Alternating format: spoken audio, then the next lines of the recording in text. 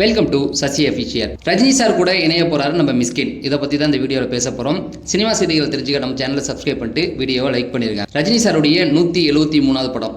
இந்த படம் ஆரம்பித்து ரொம்ப நாள் ஆயிடுச்சு. ஆனால் இந்த படத்துடைய இயக்குனர் யார் அப்படிங்கிற இந்த குழப்பமே இது வரைக்கும் நின்றுகிட்டு இருக்கு. இந்த படத்தை தயாரிக்கிறது கமலஹாசன். அதாவது 35-36 வருடங்களுக்கு அப்புறமேட்டுக்கு கமல் சாரும் ரஜினி சாரும் இணைய போகிற படம். அதாவது இந்த படத்தில் அவங்க ரெண்டு பேரும் தயாரிப்பாளர் நடிகர் இந்த முறையில் இணைகிறாங்க. அதுக்கப்புறம் இவங்க ரெண்டு பேருமே சேர்ந்து நடிக்க போகிறாங்க. ஆனால் கமல் சார் ரொம்ப கஷ்டத்தில் இருக்கார் அப்படிங்கிற காரணத்தில் தான் ரஜினி சார் இந்த படத்தை அவருக்கு கொடுத்துருக்காரு.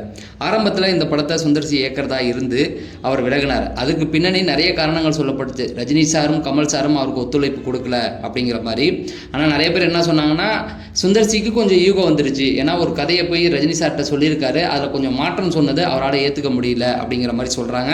அதுக்கப்புறம் ரஜினி சார் கமல் சார் இவங்க திமுகவை ஆதரிக்கிற மாதிரியும் சுந்தர்சி அண்ணா திமுக ஆதரிக்கிற மாதிரி எலெக்ஷன்லாம் போயிட்டு இருந்தது.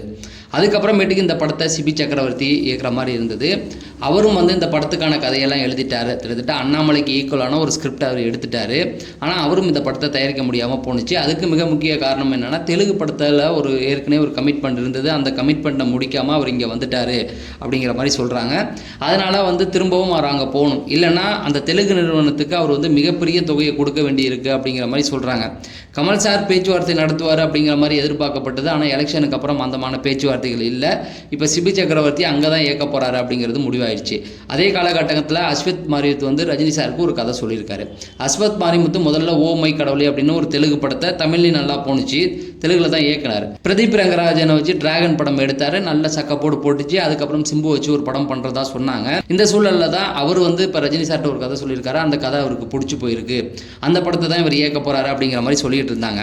சரி, இதுக்குள்ளே மிஸ்கின் எப்படி வந்தார் அப்படின்னு கேட்குறீங்களா? மிஸ்கின் ரஜினி சார் படத்தை இயக்க போகிறது கிடையாது. ஏன்னா ரஜினி சார் அவர் மாதிரியான இயக்குனர்கிட்ட ஒர்க் பண்ணுவார். ஆனால் நிறைய விஷயங்கள் ஒத்து போகாது அப்படிங்கிறதுனால மிஸ்கின் ரஜினி சார் படத்தை இயக்க போகிறது கிடையாது.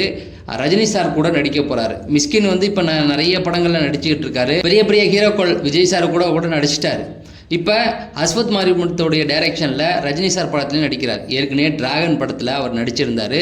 அந்த ரோல் ரொம்ப பேசப்பட்டுச்சு. அதனால் அந்த ஒரு நட்பு ரீதியில் அஸ்வத் மாரிமுத்து மிஷ்கினை இந்த படத்தில் நடிக்க வைக்கிறதுக்கான முயற்சிகளை எடுத்துக்கிட்டு இருக்காரு. சீக்கிரம் இந்த படத்தில் ரஜினி சார் கூட யாராக நடிக்க போகிறா, நடிகை யார் அப்படிங்கிற அப்டேட்கெல்லாம் வந்துடும். அதை நம்ம கண்டிப்பாக சொல்லிடுவோம். அதை தெரிஞ்சுக்க நம்ம சேனலை சப்ஸ்கிரைப் பண்ணுங்கள் அப்படிங்கிறத சொல்லி நான் விடைபெறேன். நீங்கள் இந்த வீடியோவை லைக் பண்ணால் இன்னும் 4 பேருக்கு இந்த வீடியோ சஜஷன் ஆகும்.